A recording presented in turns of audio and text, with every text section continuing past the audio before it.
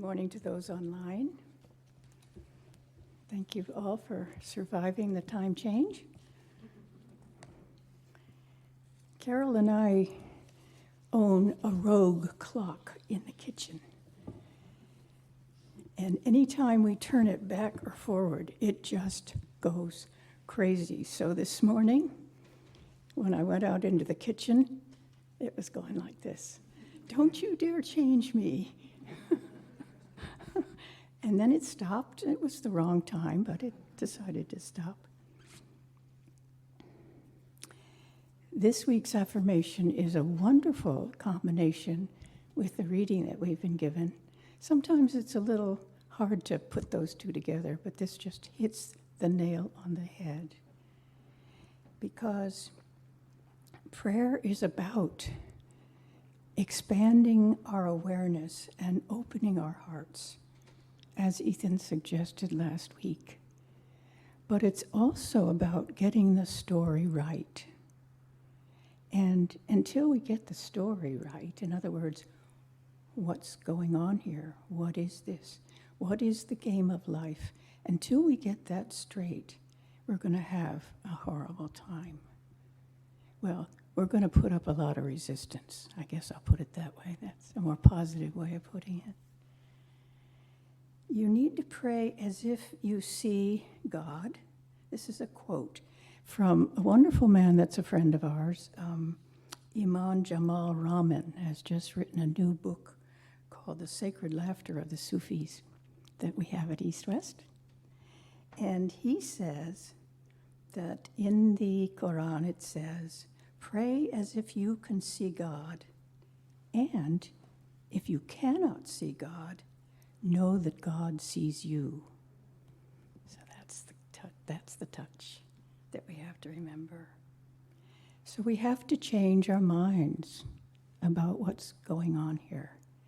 We have to begin to recognize that this is not our game, this is God's game, and we're simply the players. And when you do that, when you begin to feel within your own mind and your own heart that you're just here to do what God wishes you to do, on top of which what God wishes you to do is deal with all those things that you have stored up for yourself in past lifetimes. So when people say, when something bad happens to them, when they say, I was so angry at God, well, there's no point in that, because all that you're facing, everything that you're facing, is you in a different incarnation. And it can go in any direction. It doesn't have to just be you, your last lifetime. We don't.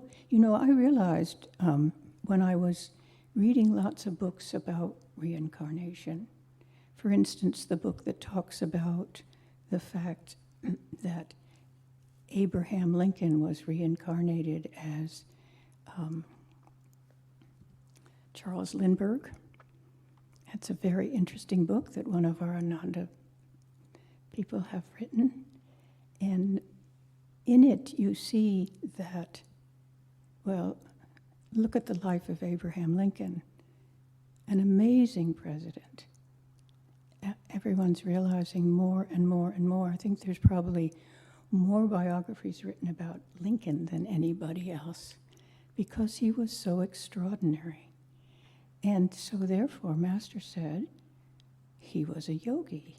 And you go, yes, that's how he could gather a team of rivals on his cabinet and be willing to open his mind to all sorts of ideas and notions about how things could go. But he never let go of the reins. He always considered like a true yogi, and then he made his decision. It's hard to know our incarnations. We don't remember. Why don't we remember? Because God set it up that way. It's much too confusing. But going back to the idea about changing our minds about what's going on, I want to get across this notion that if in fact we truly understand that this game is directed and created and given to us for our liberation, for our highest happiness, then when something happens, instead of saying, "Oh no," we say, "God, what did you have in mind? What did you have in mind here? What's the game we're playing? What's going on?" God needs to know what we're thinking, and as well as we need to know what He's thinking. But He knows already. He knows us completely. That's why His love is so soothing and wonderful. He knows us through all the issues that we've been through all the decisions that seemed so good at the time but weren't the right thing to do. But He needs to hear from us what we are thinking. He needs to understand our response to a karmic bomb, for instance. He needs to hear us put out our thoughts so we can hear ourselves, as a matter of fact. So complaining to God, that's okay, but get through that and just go along the track of, I don't understand. This doesn't make any sense to me. That's when you can start the conversation, because then the energy is coming from the divine, and then the possibility is that your thought about what's happening to you expands. It might well be a moment where you have an opportunity for tremendous growth. Rather than asking God to take it away, we really need to trust that what's happening is for our best. And it certainly doesn't seem like that at the moment. I remember when my husband passed away, oh my gosh, it's been almost 23 years now. I didn't know what to ask. I didn't understand why this happened. He was only 57 years old. But the years went by, and the grief poured through many, many of us. And one day, I woke up about 3 years later, and I heard a voice in my head that said, "I no longer wish this hadn't happened." Totally shocking idea. I no longer wish this hadn't happened. I said, do you really feel that way? Is that the way it is? And I realized that God gave me the life after Vasudeva. God gave me the life. It was a gift.